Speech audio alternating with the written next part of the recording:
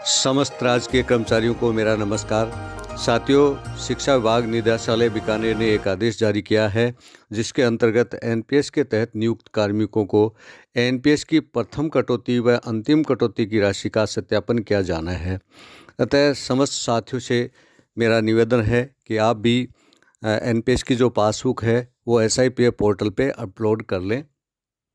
NPS की passbook है किस तरह अपलोड करें, इसका वीडियो मैंने पहले से बना रखा है। उस वीडियो को आप देख लें और अपने एनपीएस की पासबुक को अपडेट कर लें ताकि विभाग द्वारा चाहिए गई सूचना समय पे उपलब्ध हो सके।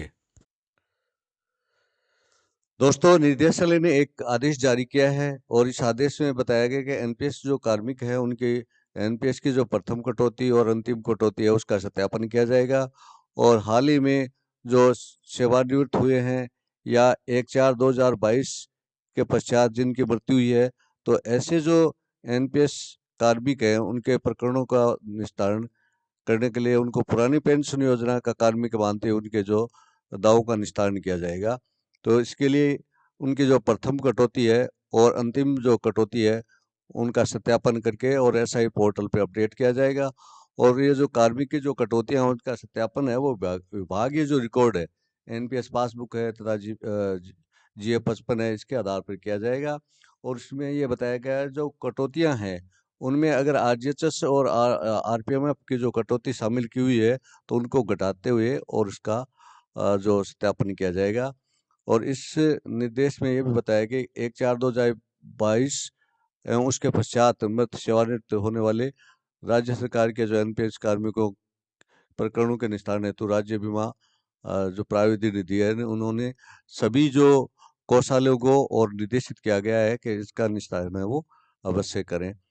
और इस आदेश के अनुसार जो 1/1/2004 के बाद में जो नियुक्त कार्मिक हैं उनको और पुरानी पेंशन में शामिल करने की योजना है।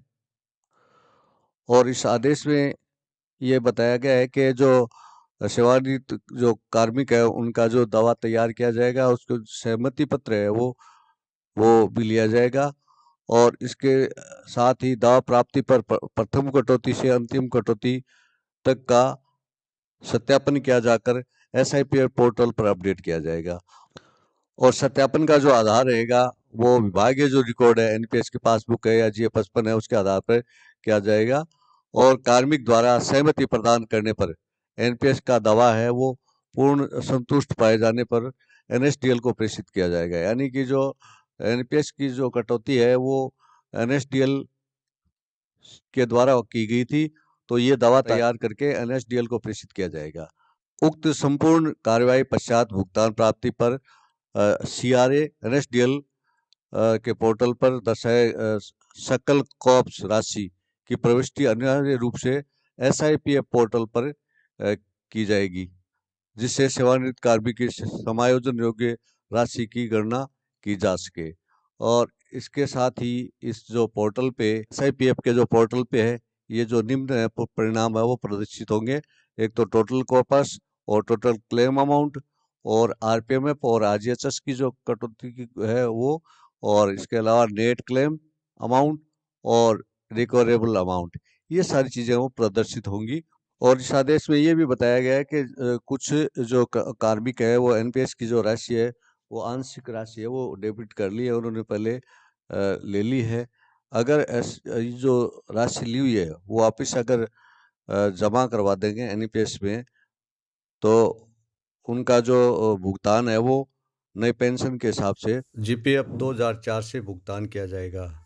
साथियों, जैसा कि आप जानते हैं कि 1/4/2022 के बाद में जो सेवानिवृत्त होने वाले जो कर्मचारी हैं उनको पुरानी पेंशन में शामिल करते हुए उनको और भुगतान किया जा रहा है।